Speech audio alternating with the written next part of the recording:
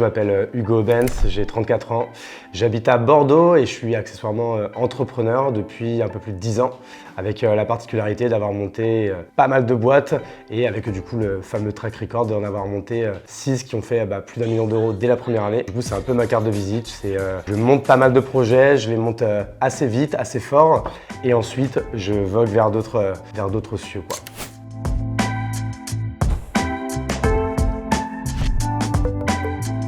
Moi, je suis pas quelqu'un qui a des bonnes idées, c'est juste que je vois des opportunités et du coup, en fait, je teste tout.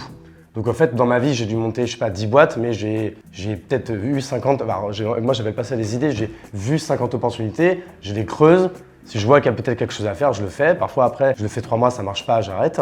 Mais bon, en fait, c'est vrai que quand tu jettes plusieurs cannes à pêche, quand tu es sur un bateau, tu as plus de chances d'attraper du poisson, quoi. Il n'y a pas une seule boîte où j'ai le même associé. Et à chaque fois, je m'associe avec le même profil. Des gens qui ont plus un profil vraiment de CEO, manager, gestionnaire sur le long terme. Et moi, encore une fois, c'est souvent très clair dès le début avec eux, qui savent qu'avec moi, l'amour dure 1 an ou 2, quoi. C'est vrai que du coup, entre 2015 et 2022, en 7 ans, j'ai monté 6 boîtes. Donc les spécificités de ces 6 boîtes-là, donc du coup, comme vous l'avez compris, c'est toujours dans le textile personnalisé. La plus connue d'entre elles, c'est évidemment Kimono.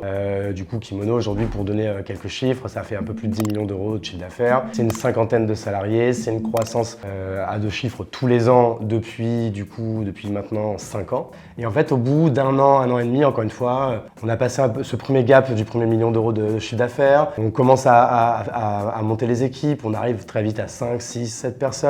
On a mis en place tous les process, tous les outils, on a fait pas mal de conneries, on les a rétablis. Donc on commence en fait à être dans une autre phase qui va être un peu plus après une phase d'accélération avant d'arriver à une éventuelle phase de scale. Et en fait, c'est des phases sur lesquelles moi je suis un peu moins fort, ou que je prends un peu moins de plaisir. Donc ça, c'est la première chose. Et puis en fait, la deuxième chose, c'est que en plus, comme entre-temps, je vois d'autres opportunités, je commence à vouloir aller les explorer, donc je commence à prendre du temps dessus. Donc ce temps que je prends sur une nouvelle activité, je l'enlève de la précédente. Et en fait, jusqu'à ce que ça fasse les vases communicants, jusqu'à ce que, au bout d'un moment, ça sert à rien de passer 2-3 heures par-ci par-là sur un projet. Autant passer à fond sur le prochain, quoi. Du coup, en fait, comment ça se passe quand je pars? Du coup, c'est quand même des longues discussions avec à chaque fois mon ou mes associés en place. En général, ça se fait pas comme ça de manière brusque et trop vénère, quoi.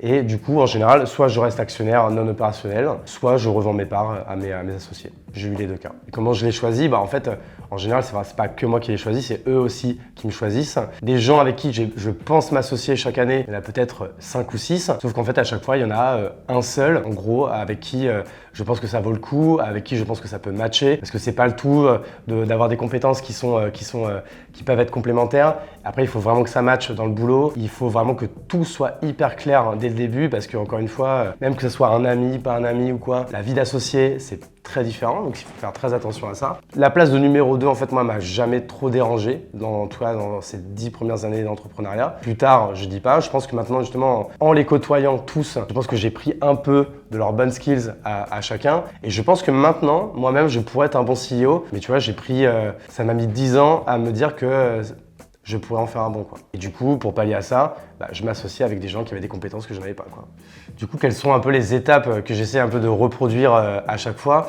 En fait, elles sont simples, hein. C'est que on voit une opportunité. Donc déjà, encore une fois, avant de se lancer, de monter une boîte, de faire un pacte d'associés, de faire tout ça, on essaie quand même déjà d'aller voir s'il y a une traction sur le marché. Donc ce qu'on fait, c'est qu'on va à chaque fois discuter avec énormément de prescripteurs sur un marché. Donc quand je dis un prescripteur, c'est en fait toutes les parties prenantes. Demain, par exemple, je prends l'exemple de Kermesse, par exemple, qui était donc du coup le kimono des étudiants. Comment on fait avant de se lancer?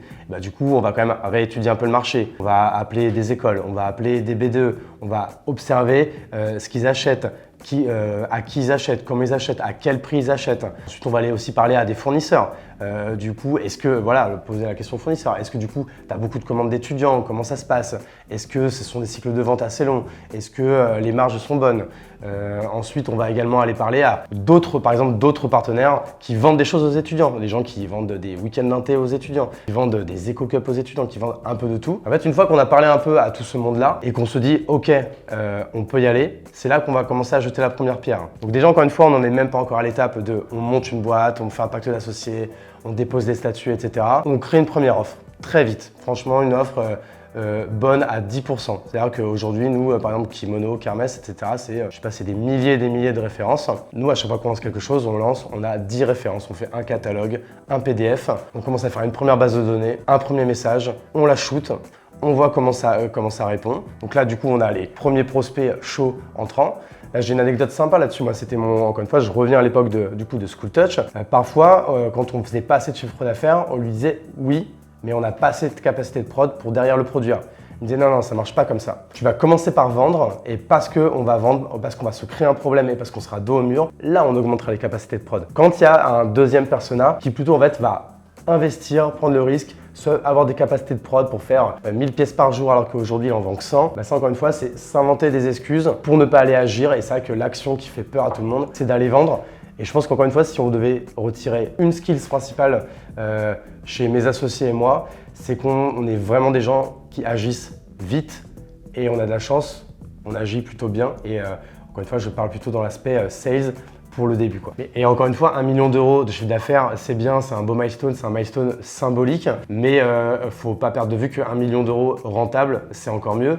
Pourquoi je dis ça? Parce que ça, on a parlé des 10 boîtes que j'ai montées, des 6 boîtes qui ont fait plus d'1 million d'euros dès la première année. Il faut savoir qu'il y en a l'une d'entre elles que j'ai liquidée. C'était la toute première que j'avais montée. Donc ça s'appelait La Piscine, c'était mon usine d'impression numérique. J'avais une trentaine de salariés. Donc encore une fois, cette course au million d'euros, cette course à tous ces chiffres symboliques, il peut se passer quand même des choses assez terribles là-dessus. Moi, je peux du coup en témoigner. La Piscine, moi, je l'ai liquidée en 2019. Donc une liquidation judiciaire, c'est quoi? C'est prendre ces petites feuilles, recevoir ces 20 salariés en rendez-vous à la suite et leur expliquer qu'ils sont virés, donc ils n'ont plus d'emploi. C'est avoir des dettes envers des partenaires, envers des prestataires. Certains étaient des amis, mais tout de suite, quand il y a là aussi de l'argent qui est en jeu, et je les comprends, les choses se tendent forcément. La liquidation judiciaire, pardon, c'est quoi aussi? C'est des prêts en caution personnelle. Par exemple, moi je peux le dire, on est aujourd'hui là en 2022, j'ai liquidé il y a 3 ans.